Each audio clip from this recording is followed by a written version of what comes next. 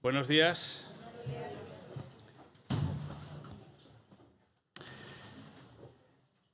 No sé si alguna vez os ha ocurrido que estáis siguiendo una serie o viendo una película y cuando llega el final os quedáis diciendo ¿y para esto?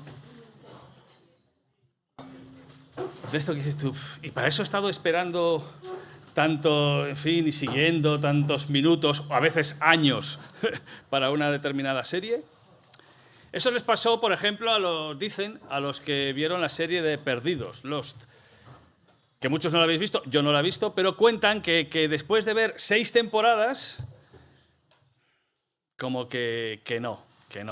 Eso también les pasó a los de Juego de Tronos y a otros. No pasa, en cambio, cuando algo es una auténtica obra maestra, o bien de la literatura o de las series. Pues como pasa con El Señor de los Anillos, que va avanzando, llevas un montón de páginas y de minutos de película y el final es extraordinario. Incluso a pesar de la debilidad y los problemas que tiene el protagonista, justo precisamente en su mayor momento de debilidad, es lo que hace que el final se resuelva correctamente. Así que es una especie de final glorioso. O El Sexto Sentido, que a estas alturas de esa película yo creo que a nadie se le hace spoiler, pero el final cambia por completo el sentido de la película. Y eso pues te deja con un buen sabor de boca, decir, ¡ay, va! ¿Y esto qué es? Pues a veces los finales pueden resultar esplendorosos si le dan sentido a todo lo que has estado viendo y disfrutando, o todo lo contrario, pueden ser decepcionantes y te quitan las ganas de seguir viéndola, no porque se acabó, pero ya no te fías más del productor o del guionista de esa serie o de esa película.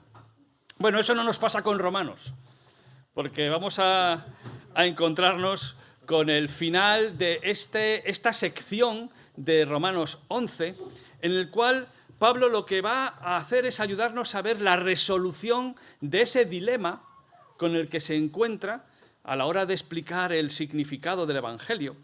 Y ese dilema sobre la relación entre Israel, lo que le pasa ahora, lo que le pasa en el futuro, y realmente significa encontrar la solución a la comprensión del plan de Dios y el alcance del Evangelio en los distintos pueblos con los que Dios está tratando. Y este es un tema que provocó dificultad y cierta perplejidad a los primeros cristianos, esa relación entre Israel y los gentiles en relación con la Iglesia.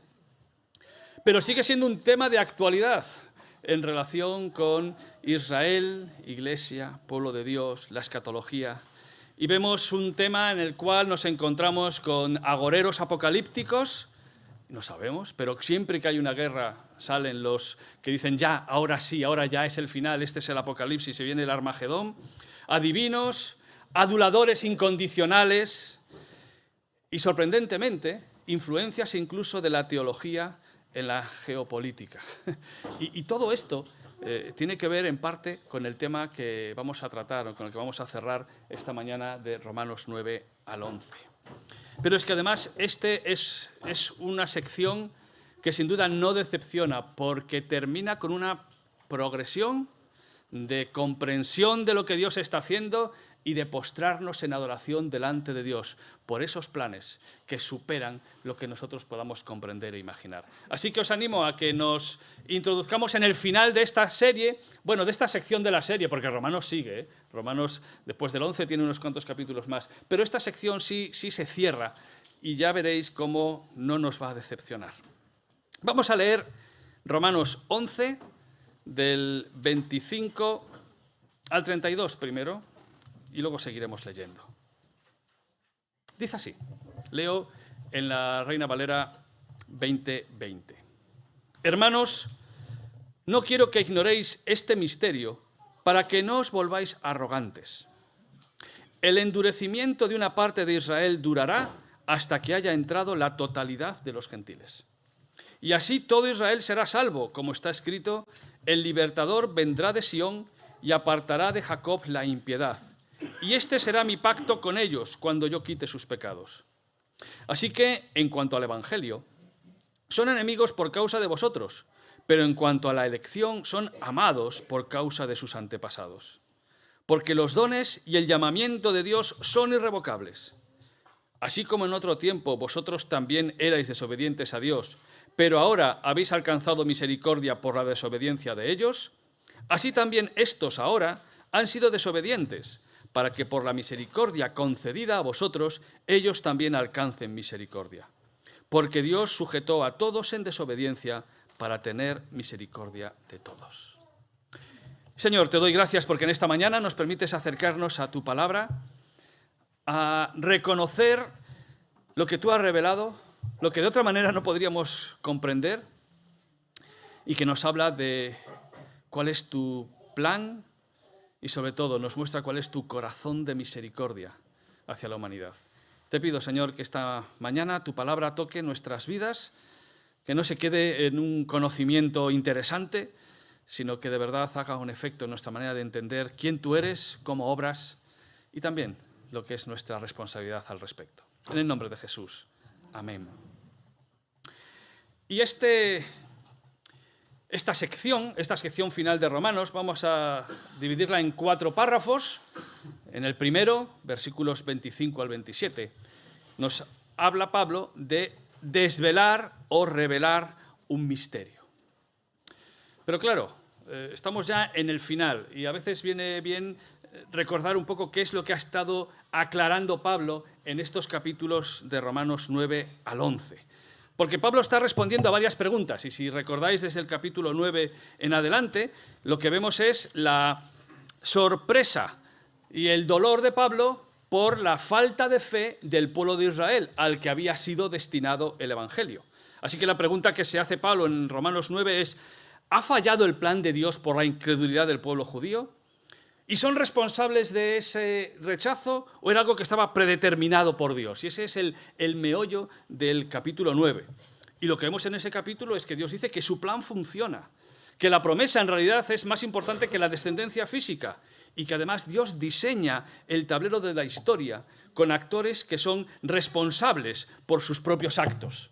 Y ahí Dios nos muestra en su revelación esa doble realidad. Lo cierto es que la Iglesia, en tiempos de Pablo y en Roma, era más predominantemente gentil que judía. Y entonces la respuesta o la pregunta a la que se responde en el capítulo 10 es: ¿por qué la Iglesia es más gentil que judía? Y lo que nos explica es que la condición de la fe es la misma para todos, para unos y para otros. Y los judíos rechazaron, no creyeron, y en cambio los gentiles sí. Y por lo tanto, ellos son los que entran y forman parte de la Iglesia. Pero entonces, si la Iglesia es mayoritariamente gentil y los judíos no han creído, ¿Israel ya no cuenta para los planes de Dios? ¿Su rechazo es definitivo? ¿Han rechazado el Mesías y ahí ya se acabó lo que tenía que ver en cuanto a la relación de Dios con Israel? Y la respuesta de Pablo en el capítulo 11 es que, por un lado, Israel sigue contando en los planes de Dios porque muchos judíos, o algunos judíos, aceptan el Evangelio y forman parte de la Iglesia. Son el remanente. Y como él dice, pues yo mismo, igual que los discípulos, igual que muchos otros, ellos mismos son judíos cristianos, creyentes. Por lo tanto, el plan de Dios, hay un remanente que sigue confiando. Eso lo responde en el capítulo 11. Y además, en el capítulo 11 dice algo muy curioso, y es que el juicio o el endurecimiento que existe en Israel también es una bendición para los gentiles, porque eso ha hecho que el Evangelio se extienda. Pero hay todavía esperanza de restauración para Israel. Entonces, si hay un plan futuro de restauración, ¿cuál es? ¿Cuál es el plan futuro que Dios tiene para ese pueblo Israel? ¿Recordáis la metáfora de los olivos a la que luego volveremos dentro de un rato? ¿Cuál es el futuro? ¿Tiene un plan separado Dios de Israel y de la Iglesia? ¿Se trata de una restauración política, territorial? ¿Lo importante son las antiguas fronteras que Dios había determinado sobre Israel? Esto todo que estoy diciendo está en los periódicos hoy, ¿vale? Y en todo este conflicto de Oriente Medio, este asunto es parte de los argumentos, justificaciones o incluso a veces predicaciones que se oyen acerca del destino de Israel. Es decir, es una cuestión de reconstruir el templo, de restaurar las fronteras políticas. Bueno, eso los apóstoles también se lo preguntaron a Jesús, justo antes de la ascensión. Lo que le preguntaron los apóstoles a Jesús es, vale, ya hemos entendido que esto es una salvación espiritual, bien, pero ahora ya toca, ¿no? Ahora ya vas a restaurar el reino. Y Jesús les hizo ver que no os toca saber el cuándo de estas cosas, sino vosotros predicad el Evangelio a toda criatura. Y esto tiene que ver con un tema más amplio, que es el tema en la relación entre Iglesia, Israel. ¿Es Israel hoy el pueblo de Dios? Y permitidme la autocita, lo siento, no suelo hacerlo, pero es que hay un mensaje del mes de julio del año pasado que podéis ver en nuestro canal, donde precisamente la pregunta a la que intentaba responder es Israel, el Israel nacional, el pueblo de Dios hoy? Si os interesa profundizar en ese tema, tenéis ahí el QR, y si no, en el canal de la Iglesia podéis encontrar ese mensaje que quizás os ayude a ver, porque en realidad son temas que están conectados. Vale, esas son las preguntas, ¿de acuerdo? Esas son las preguntas que flotan en el argumento de Romanos de 9 al 11. Y lo que dice Pablo es, hay un misterio, hay algo que no sabíamos y que Dios ha revelado. Ese es el sentido de misterio. Misterio no como a veces lo utilizamos, algo misterioso, no, es algo que no se conocía, algo que estaba oculto y que ahora se da a conocer, que es la revelación de Dios. Dios, cuando nos da a conocer algo, nos está diciendo algo que antes no sabíamos. Eso es revelar un misterio. De hecho, la Biblia es la revelación de Dios. Y constantemente, desde Génesis hasta Apocalipsis, Dios está aclarando cosas que de otra manera no podríamos saber. Y además, la Biblia tiene una manera de revelar, o Dios tiene una manera de revelar a través de la Biblia, que es lo que los teólogos llaman revelación progresiva. Es decir, que en Génesis no está dicho todo. Y a lo largo de la Biblia, Dios va revelando nuevas cosas. Vamos sabiendo nuevas cosas que antes no se sabía. Y de hecho, los apóstoles mismos fueron descubriendo cosas a través de la enseñanza de Jesús. Claro, ante esto, la ignorancia a veces es muy atrevida. Y se dicen cosas sin pensar y sin reflexionar demasiado. Y aquí Pablo les advierte, hermanos, no quiero que ignoréis este misterio para que no os volváis arrogantes. Y muchas veces, desconocer lo que de verdad Dios dice en su palabra, lo que hace es el creerse superior a otros, el producir un cierto tipo de fanatismo e intolerancia o ruido en las redes donde se oye todo tipo de cosas en nombre de Dios que no tienen nada que ver con lo que Dios realmente ha revelado en su palabra. Pero en concreto, en los que están recibiendo este mensaje, ¿cuál era su tentación? ¿En qué sentido podían ser arrogantes los hermanos de Roma que estaban recibiendo esta carta? Pues si recordáis lo que hemos visto desde el principio de esta carta, había una tensión entre judíos y gentiles, en la cual estaba creando sus tensiones, conflictos, dentro de la propia Iglesia de Roma. Porque había un grupo que se estaba considerando superior al otro. Y lo que está diciendo aquí Pablo es, ojo, no penséis que vosotros por haber sido gentiles o que los judíos por haber como nación rechazado el Evangelio, no os creáis superiores a ellos. Se creían mejores y veían a los demás como alguien que está ya al margen de los planes de Dios. Y lo que aquí Pablo nos va a decir, ojo, no olvidéis que Dios todavía tiene un plan para estos que vosotros creéis que ya no lo tiene. Y dice aquí Pablo cuál es el misterio que Dios revela. Y fijaros que incluso nuestras Biblias nos ayudan. Tienen 2 puntos. ¿Veis ahí que pone, para que no os volváis arrogantes? Y dice, el endurecimiento de una parte de Israel durará hasta que haya entrado la totalidad de los gentiles y así todo Israel será salvo. ¿Veis los tres movimientos que tenemos aquí en esta frase? Las veis ahí perfectamente en la pantalla. Lo primero que dice Pablo al respecto de ese endurecimiento, ese rechazo por parte del pueblo judío. Lo primero es que el endurecimiento es parcial. ¿Parcial qué quiere decir?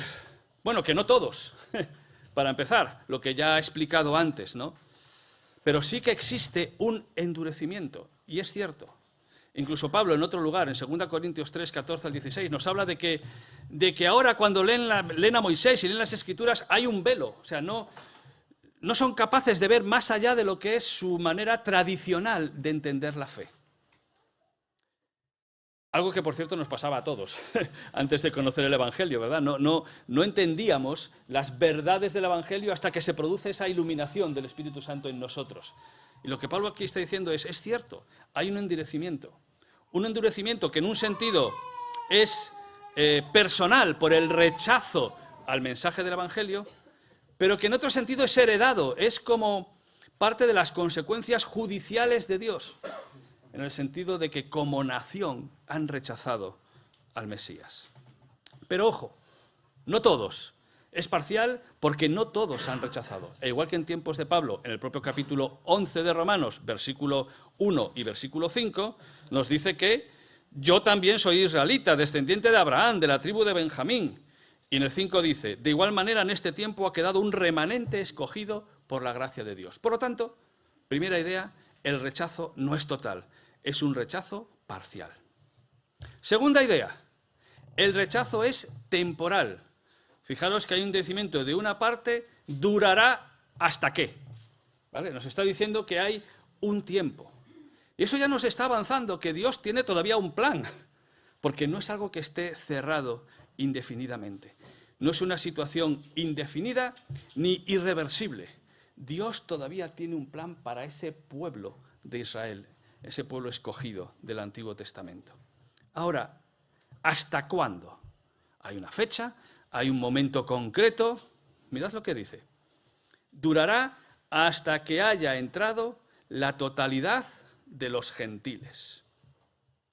Haya entrado la totalidad de los gentiles. Bueno, o la plenitud de los gentiles, o la plenitud de las naciones. ¿Vale? Se puede traducir de distintas maneras. ¿Vale? ¿Qué puede querer significar esto de que durará hasta que hayan entrado todas la totalidad de los gentiles? ¿Qué os hace pensar eso? No es una pregunta retórica. ¿Qué os hace pensar cuando leéis esa frase? ¿En qué pensáis? ¿Qué os viene a la mente?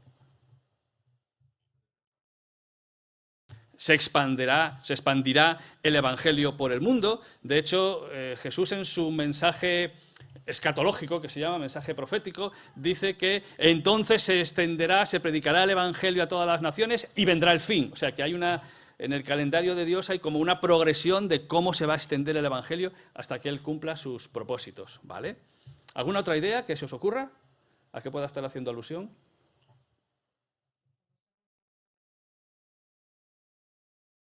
Hoy es tiempo aceptable, hoy es día de salvación. Es el mensaje, escribe Pablo a los Corintios. Es la realidad de que Dios todavía tiene el tiempo abierto para que las naciones todas acepten el Evangelio. Y eso nos hace pensar que, claro, Dios tiene un plan que se va cumpliendo. ¿Sabéis que la misma palabra que habla aquí de plenitud es la que Pablo utiliza en Gálatas 4 cuando dice, cuando vino el cumplimiento del tiempo, Dios envió a su Hijo, nacido de mujer, nacido...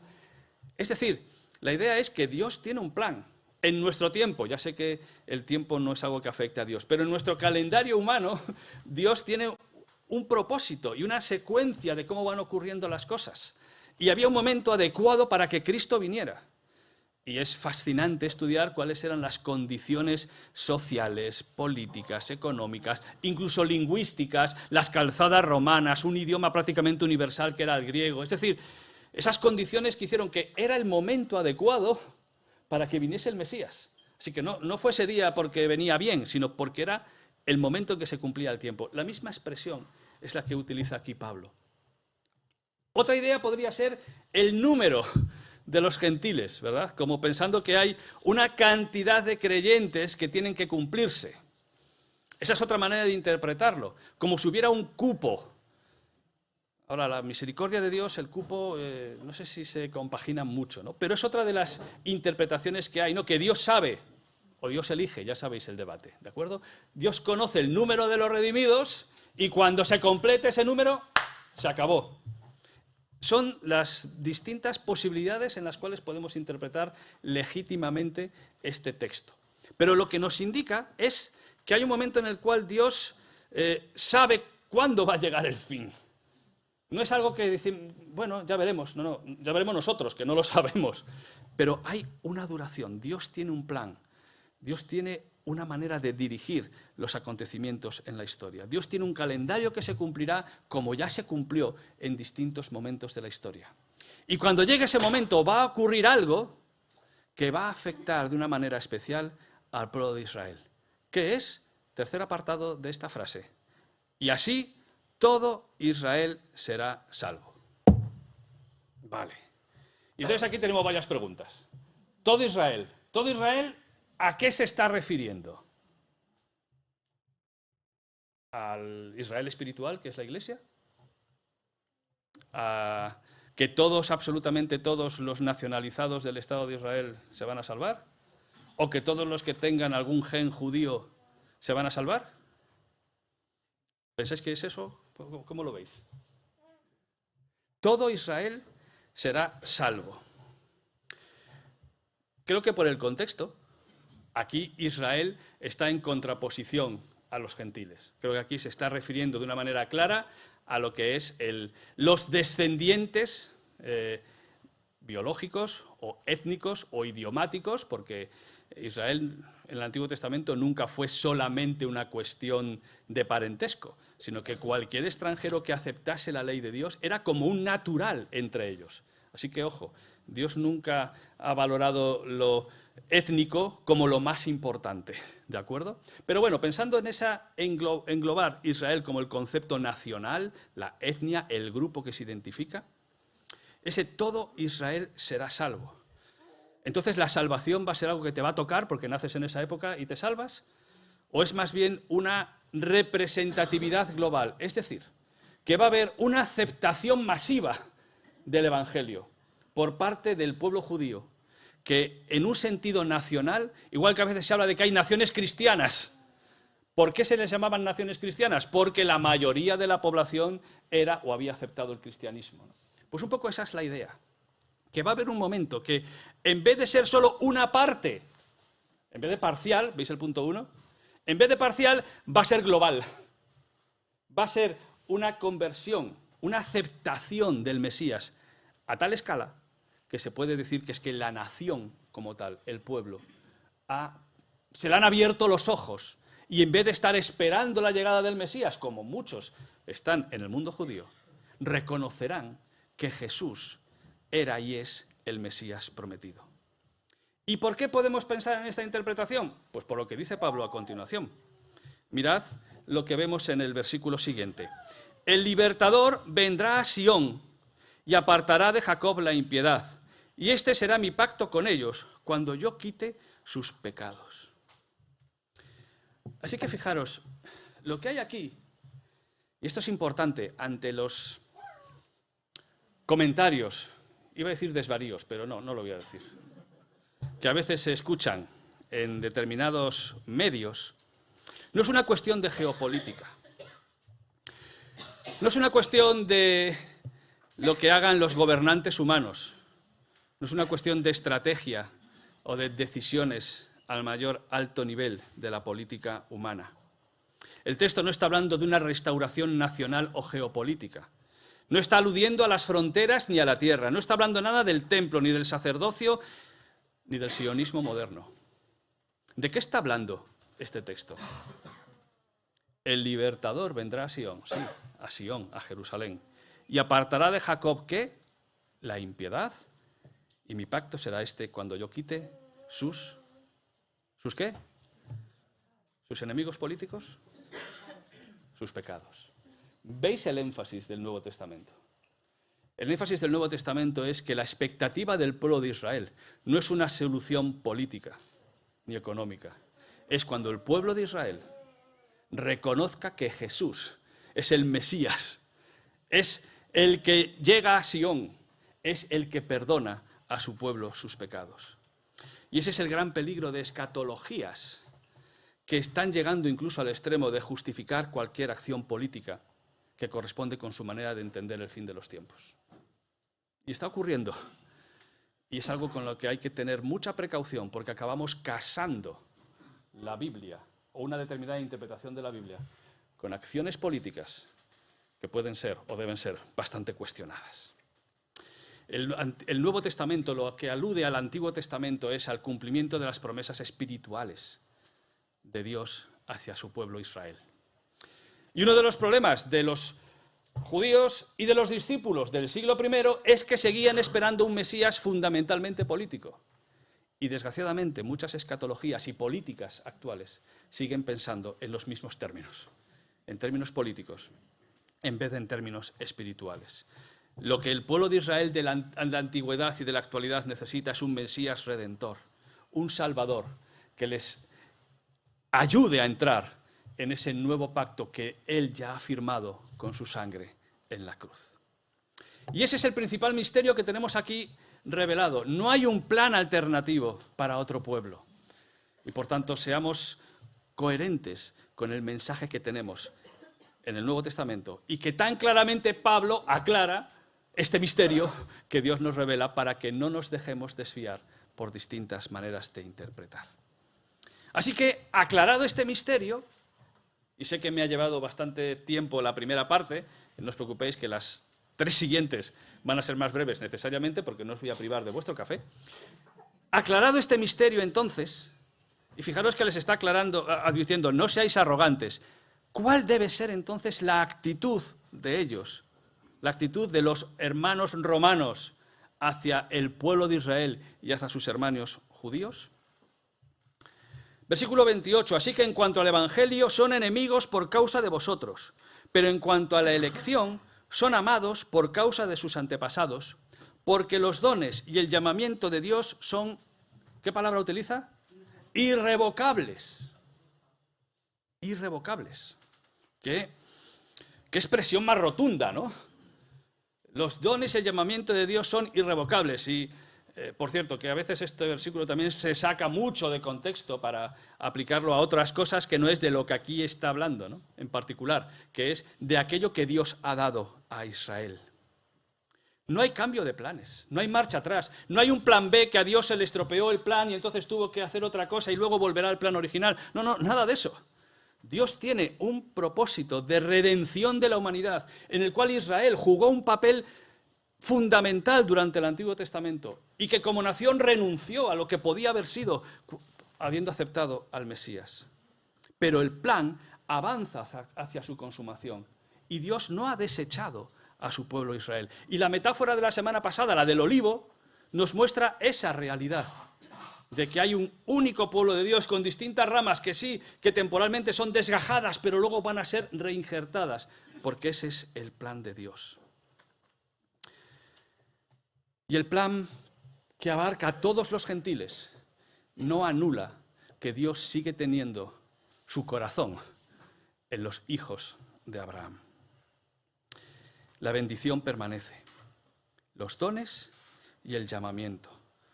Dones, ¿recordáis qué cosas ha dicho Pablo que le da cierto valor, un especial valor al pueblo de Israel? Pues no tenemos que irnos muy lejos.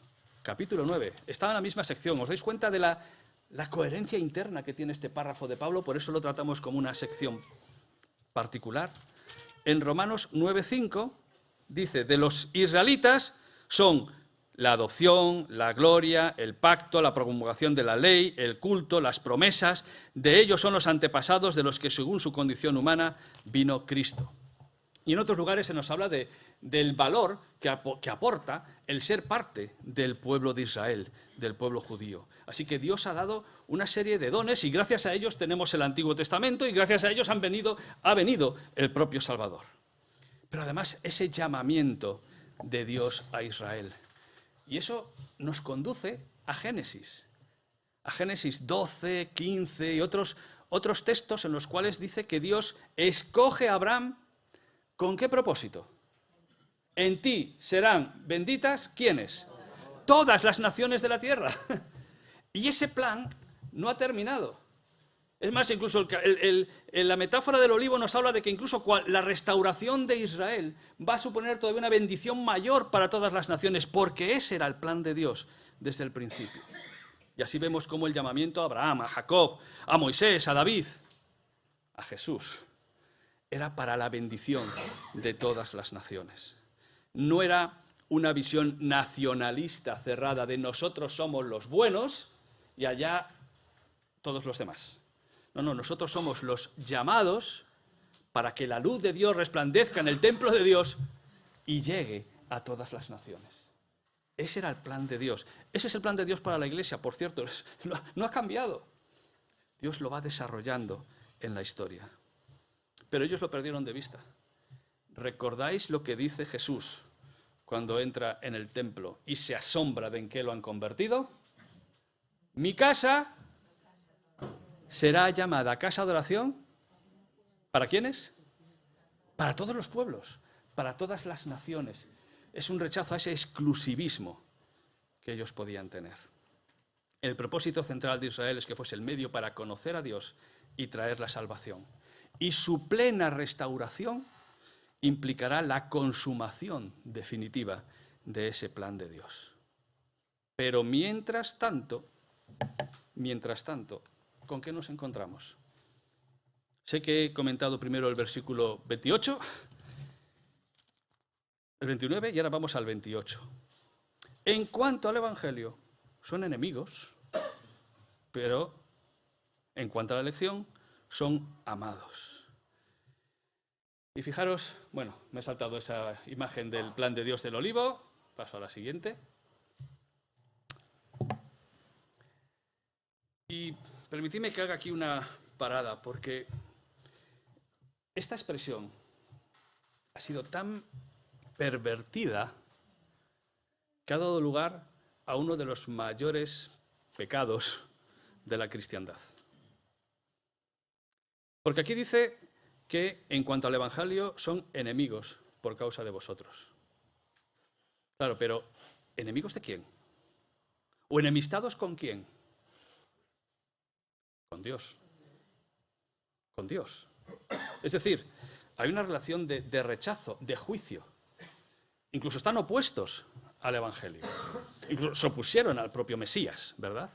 Y eso mantiene esa situación de hostilidad hacia ese mensaje de salvación. Pero ¿sabéis cómo se ha interpretado este texto demasiadas veces? Como que son nuestros enemigos. Y eso, desgraciadamente, ha dado lugar a lo que se conoce como el antisemitismo, del cual, como digo, en las sociedades occidentales, y aquí hablo como globalidad de sociedades, esa forma de identificarnos, hemos sido responsables de la persecución, el rechazo y el odio del pueblo de Israel, del pueblo judío. Y de nuestra España fueron expulsados, y de otros lugares también, pero aquí es donde estamos, 1492. Y si queréis conocer un poquito de esa historia, tenemos un museo a 70 kilómetros de aquí, en Béjar. Un museo judío donde nos habla de esa historia de la expulsión. Y donde el símbolo es algo hermoso, es la llave que se llevaron los hijos de Sefarad. Y que algunos todavía conservan esa llave de su casa de hace más de 500 años. Y que alguna familia sefardí ha ido transmitiendo de generación en generación. Y por supuesto, si pensamos en el siglo XX, pues ya sabemos lo que ocurrió, ¿verdad? Y ese holocausto producido por los nazis. Pero todavía hoy el antisemitismo puede tener caras muy sutiles, porque puede haber maneras de identificar movimientos, teorías, donde hacen al pueblo de Israel responsable de todos los males de la humanidad. Y ahora no estoy hablando de las decisiones políticas de primeros ministros que podamos criticar legítimamente, sino de la actitud de rechazo a alguien por el mero hecho de ser descendiente o parte de un pueblo. Aquí no dice que sean nuestros enemigos. Dicen que hay una relación de hostilidad hacia el Evangelio. Pero fijaros cómo Dios abre su corazón. ¿Y qué dice que son? Amados por causa de sus padres, por causa de los antepasados. Y esto nos recuerda que aunque hay una situación de rechazo al Evangelio por una parte de ellos, siguen siendo objeto del amor de Dios, porque Dios hizo una promesa a Abraham que no ha quedado anulada y que Dios va a seguir obrando y velando, primero para que su pueblo no haya desaparecido sobre la faz de la tierra a pesar de la dispersión, ese pueblo, esos descendientes, sino que además tiene todavía algo que hacer con ellos. Son amados desde los patriarcas. Y cuando Jesús, a punto de pasar su mayor pasión, ve a Jerusalén y llora por Jerusalén y por el rechazo y por no haber sido capaces de verle, y os digo que no beberéis más hasta que digáis, bendito el que viene en el nombre del Señor. Porque el plan de Dios incluye ese velo quitado y esa aceptación de Dios. Así que ningún tipo de antisemitismo podría estar presente en el pueblo cristiano. Más bien al contrario, una especie de sensación de no son nuestros hermanos, pero son nuestros parientes lejanos. Y compartimos algo tan especial como que Dios tiene un plan también para ellos, como lo tiene para nosotros. Y esa condición y expectativa nos une. Y eso lleva a Pablo a su argumento final, porque hay un privilegio que compartimos entre nosotros y el pueblo judío. Y aquí tenemos esas trabalenguas que tanto le gustan a Pablo, ¿verdad? Cuando uno lee estos versículos. Así que como en otro tiempo vosotros también eres desobedientes a Dios, pero ahora habéis alcanzado misericordia por la desobediencia de ellos, así también estos ahora han sido desobedientes para que por la misericordia concedida a vosotros, ellos también alcancen misericordia. La parte contratante de la primera parte le dijo a la... Nos lía un poco, ¿verdad? Pero si os dais cuenta, en el fondo está diciendo algo relativamente sencillo. Está hablando de que hay una condición común de desobediencia.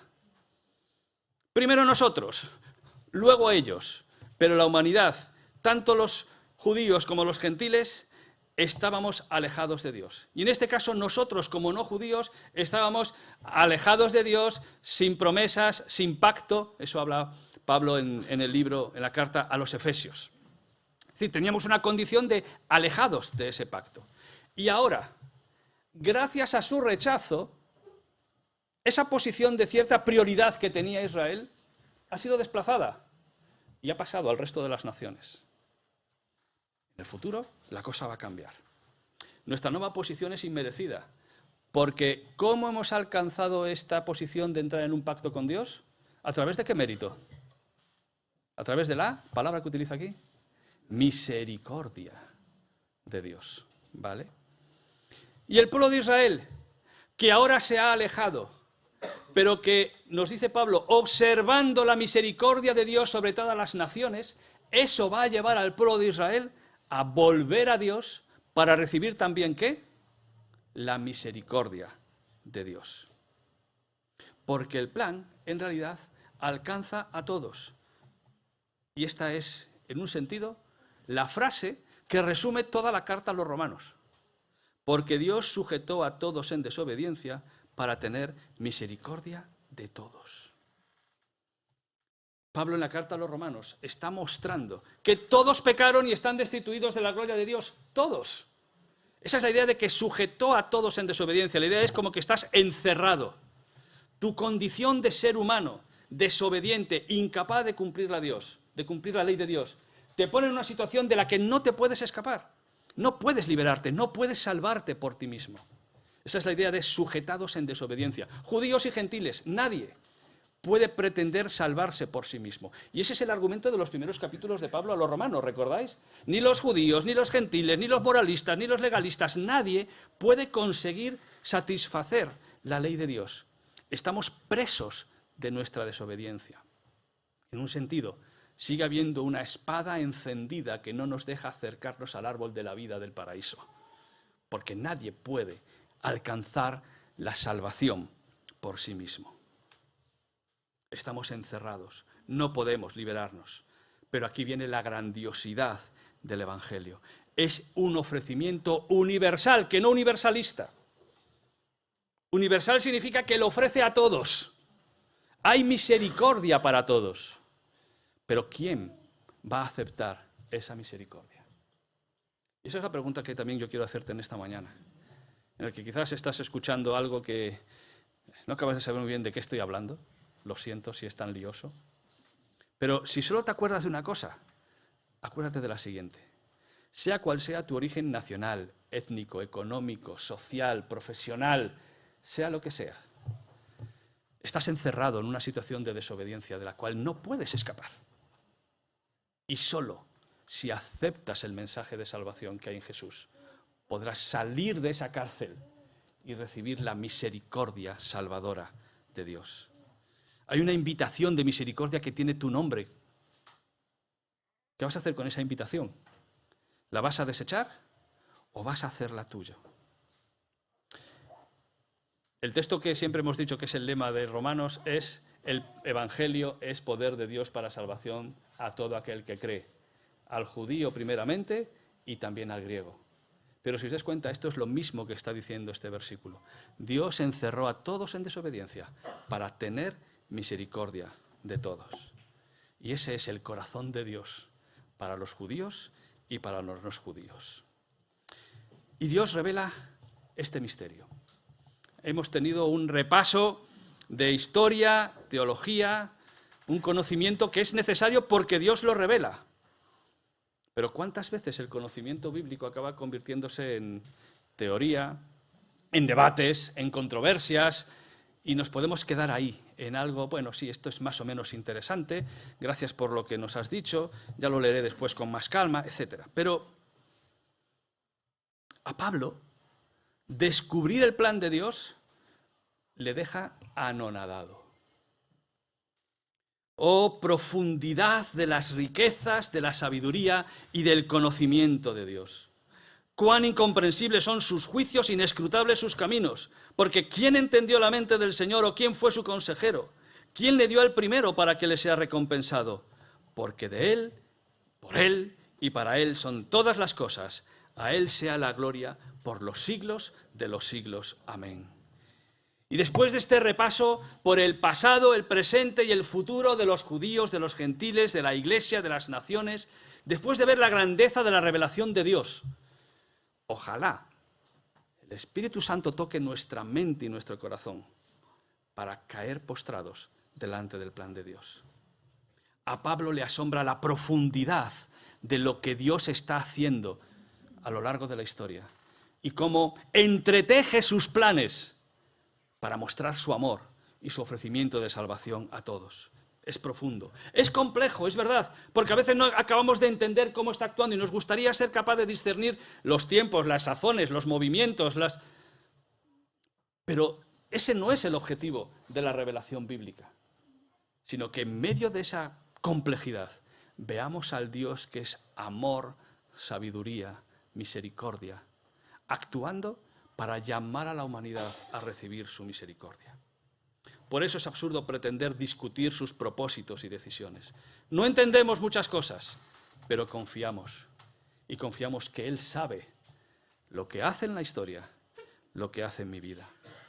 Y así fue reconocida por los profetas del Antiguo Testamento y por los sabios. Y aquí tenemos alusiones y citas de Isaías 40:13 y de Job 41:11, de esa grandeza de Dios que lleva a los hombres y mujeres que confían en Él a la adoración. Porque de Él y por Él son todas las cosas. Él es el alfa y la omega, el principio y el fin. Él es el que le da sentido a nuestra existencia. Y Pablo, me lo imagino postrado en adoración, dando gracias y gloria al Dios que le reveló el mensaje de salvación, al Dios que obra para bendición de todos. Y el Dios, sabéis, que nos invita hoy a nosotros a hacer exactamente lo mismo, a pensando en esos planes de Dios y en esa misericordia de Dios. Ahora, después del café, es precisamente eso. Dios nos da la ocasión domingo tras domingo, aparte que podemos hacerlo en casa, ya lo sé, pero nos da la oportunidad de juntarnos como pueblo para reconocer su grandeza, su sabiduría, su amor y su misericordia. Así que creo que este final del capítulo 11, lo que os decía al principio, espero que no os haya decepcionado, porque nos muestra a ese Dios misericordioso. Pero recordad, evitemos la arrogancia de pensar que lo sabemos todo y lo hemos entendido todo, y todo de ese nuevo pueblo de Dios para toda la eternidad. Señor, y yo te doy muchas gracias, me uno a Pablo,